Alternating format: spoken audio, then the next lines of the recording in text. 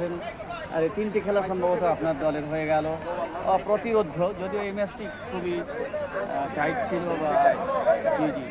তো আপনার কি মনে হয় স্যার, এবার কি আপনার দল চ্যাম্পিয়নের মাল্য পরিধান করতে পারবে কিনা বা চ্যাম্পিয়ন হওয়ার মতো?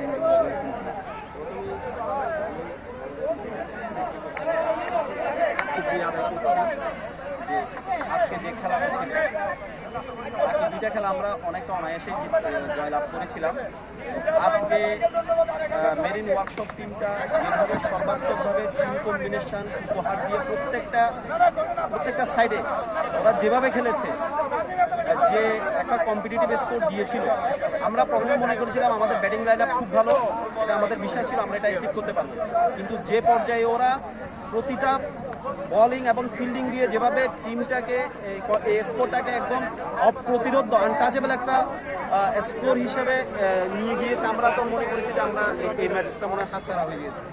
কিন্তু আমার কাছে অনেক আমাদের শুকরিয়া যে শেষ পর্যন্ত আমরা আমাদের জয়টা লাভ করতে পেরেছি এবং জয়টা ছিনিয়ে নিয়েছি। আমরা আশা করি ইনশাআল্লাহ আমরা ভবিষ্যতে যে আমাদের আরও গ্রুপ পর্বে 2টা ম্যাচ আছে, এই 2টা ম্যাচে জয়লাভ করে সেমিফাইনালে আমরা আরও ভালো খেলা উপহার দেব এবং ফাইনালে গিয়ে আমরা আশা করি এবার আমাদের আন্তঃবিভাগীয় ক্রিকেট টুর্নামেন্টের যে মুকুট, এই মুকুটটা ট্রাফিক বিভাগের উপরেই উঠবে এবং আমাদের সেই ইয়াটা আছে আমাদের কাছে।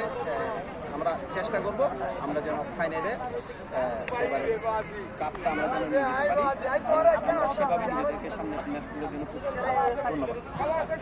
কিন্তু দর্শক শ্রোতা মণ্ডলী, আপনারা শুনলেন সরকারি টার্মিনাল ম্যানেজার জনাব রাহিদ চৌধুরী, যিনি দলীয় টিম ম্যানেজার। তিনি আশাবাদ ব্যক্ত করলেন যে 3টি খেলায় জয়লাভ করলো। এই ম্যাচটিতে যে ভুল ত্রুটি ছিল বিধায় টাইট একটি ম্যাচ হয়েছে। পরবর্তীতে আরও 2টি গ্রুপ পর্বের খেলা আছে, সেই 2টি ম্যাচও তারা এই ভুল ত্রুটি থেকে শিক্ষা লাভ করে ভালো খেলবেন এবং সেমিফাইনালে ভালো খেলে এবার অন্তত গতবার যেমন মেরিন নতুন চ্যাম্পিয়ন, এবার সেই পরিবহন বিভাগ তারা নতুন চ্যাম্পিয়ন হিসেবে আবির্ভূত হবে। স্যার, আপনার এই আশাবাদ বা এই কথা সত্য হোক, আপনার দলের জন্য শুভকামনা। ধন্যবাদ। ধন্যবাদ।